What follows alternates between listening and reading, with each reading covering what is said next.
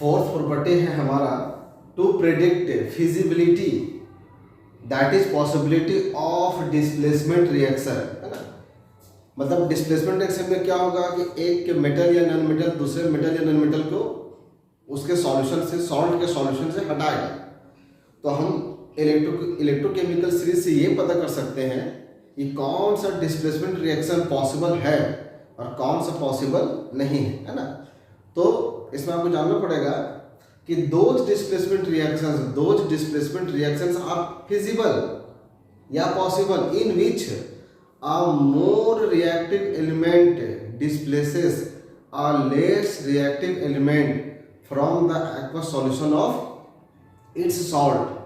मतलब यहाँ पर क्या होगा, चाहे मेटल हो चाहे नॉन मेटल हो, जो मोर रिएक्टिव रहेगा वो लेस रिएक्टिव को उसके सॉल्ट के सॉल्यूशन से भगाएगा, लेकिन जो लेस रिएक्टिव होगा वो मोर रिएक्टिव को नहीं भगा पाएगा। मतलब इसको आप ऐसे समझिए, कोई कमजोर बच्चा बेंच पे बैठा हुआ है तो ताकतवर बच्चा बाहर से आकर के उस कमजोर बच्चे को भगा करके उसका स्थान में बैठ जाएगा।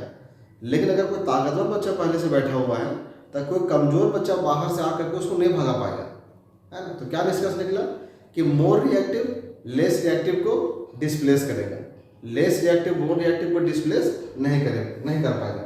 चलिए इसको हम एग्जाम्पल समझते हैं। फॉर एग्जाम्पल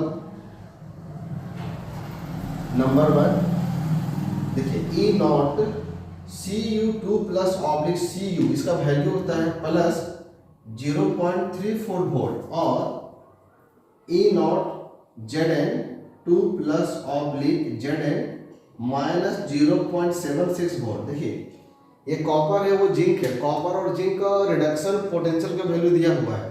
कॉपर और जिंक मेटल है, आपको पहले बता चुके हैं कि मेटल के केस में कि जिसका रिडक्शन पोटेंशियल एसआरपी वैल्यू कम होता है वो होता है मोर रिएक्टिव। मतलब यहाँ पर अगर हम रिएक्टिविटी ऑर्डर की अगर हम लोग बात करें तो कॉपर से मोर रिएक्टिव क्या होगा, जिंक। कॉपर से मोर रिएक्टिव क्या होगा, जिंक। तो अब देखिए हमारे पास यहाँ पर कॉपर सल्फेट का एक्वस सॉल्यूशन है ना, और अगर इसको हम जिंक के साथ कराएंगे रिएक्शन तो मेरे लेस रिएक्टिव मेटल का एक्वस सॉल्यूशन है। अब मोर रिएक्टिव मेटल आया तो ये क्या करेगा, कॉपर को यहाँ से हटा करके खुद बना लेगा ZnSO4 एक्वस, और कॉपर को बाहर निकाल दिया। लेकिन अगर हम इसका उल्टा सोचेंगे कि मान लीजिए हमारे पास जिंक सल्फेट का एक्वस सॉल्यूशन होता और इसमें कॉपर को हम ऐड करते, तो ये मेरा मोर रिएक्टिव एलिमेंट का सॉल्ट है, सॉल्ट का सॉल्यूशन है, और ये लेस रिएक्टिव मेटल है, तो ये इसको डिस्प्लेस नहीं कर पाएगा। मतलब यहाँ पर क्या हो जाएगा बच्चों, नो रिएक्शन। यहाँ पर क्या हो जाएगा, नो रिएक्शन, ठीक है। और ये रिएक्शन पॉसिबल था, माने this reaction feasible, this reaction not feasible.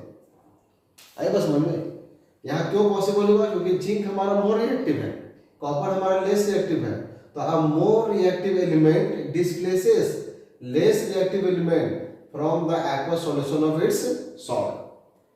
यही वजह है कि क्वेश्चन पूछ सकता है आपको कि क्या हम कॉपर सल्फेट के सॉल्यूशन को जिंक के बर्तन में रख पाएंगे, तो जवाब होगा नहीं, क्योंकि अगर हम कॉपर सल्फेट के सॉल्यूशन को जिंक के बर्तन में रखेंगे तो बर्तन ही धीरे धीरे गल जाएगा। देखिए जिंक मेरा ZnSO4 एक्वस फॉर्म में आ गया तो बर्तन हमारा गल जाएगा, ठीक है।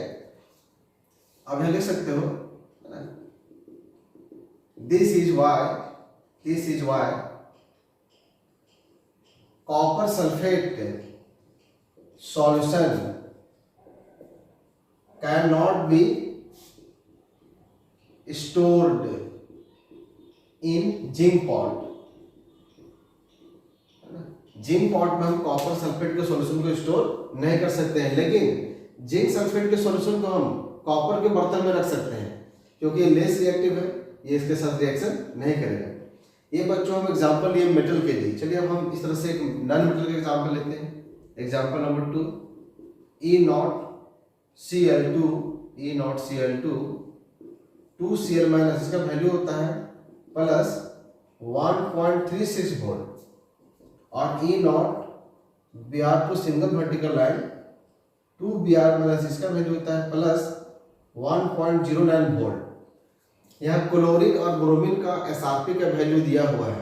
क्लोरीन और ब्रोमीन मेटल है कि नॉन मेटल, ये नॉन मेटल है, तो तो नॉन मेटल में मेटल का उल्टा होता है, नॉन मेटल में जिसका एसआरपी वैल्यू ज्यादा होगा वो मोर रिएक्टिव, जिसका एसआरपी वैल्यू कम होगा वो लेस रिएक्टिव, क्योंकि नॉन मेटल का गुण होता है इलेक्ट्रॉन गेन करने का, है ना। इसलिए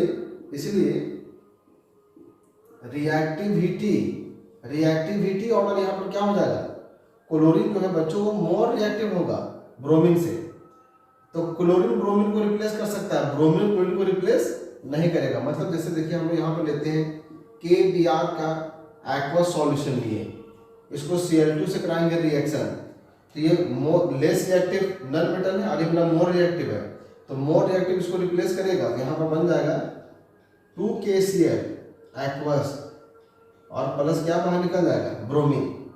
लेकिन इसका उल्टा नहीं होगा, मतलब अगर हम लोग क्या लेते हैं, हम लोग 2KCl का एक्वस सॉल्यूशन लेते हैं और अगर इसको ब्रोमीन से कराते हैं रिएक्शन, तो ये लेस रिएक्टिव है, ये मोर रिएक्टिव है, ब्रोमीन क्लोरीन को यहाँ से रिप्लेस नहीं कर पाएगा और यहाँ क्या हो जाएगा नो रिएक्शन, है ना।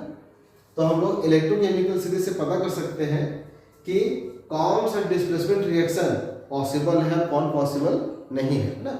इसे आप स्क्रीनशॉट कर लीजिएगा, नोट कॉपी में लिख लीजिएगा आप लोग, ठीक है। चलिए